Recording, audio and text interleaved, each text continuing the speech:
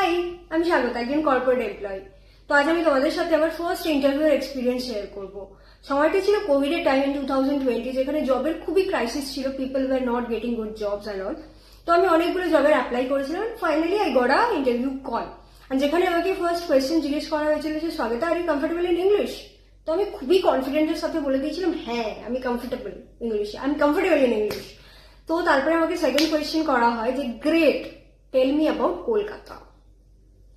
ধর এটা তো আমার মাথায় ছিল না, এটা তো আমি প্রিপেয়ার করিনি, ইংলিশ তো আমি রাট্টা মেরেছিলাম, tell me about yourself, then why should we hire you, এইসব।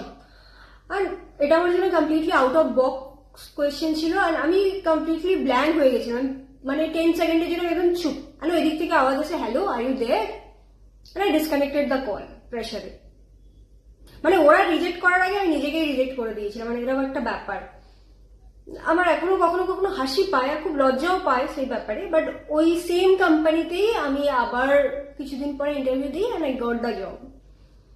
বাট প্রিপেয়ার করে, if you are not prepare enough, কখনো কখনো কনফিডেন্ট অ্যাকচুয়ালি আসে না। আর তারপরে আমাদের মতো লোক যারা মানে গ্রাম থেকে বিলং করে, অ্যাপার্ট ফ্রম দ্যাট ইংলিশে খুব একটা কমফোর্টেবল নয়, বেঙ্গলি মিডিয়াম হলেও অনেকে খুব ভালো হয় ইংলিশে, আমি ছিলাম না। বিকজ ইংলিশ আমার কোনোদিনই প্রায়োরিটি ছিল না। আমি কোনোদিনই ওইভাবে দেখিনি যে আমাকে ইংলিশ শিখতে হবে, আমি শুধু কোনো রকম পাস মার্কসটা পেতাম, ব্যাস এইটুকুই।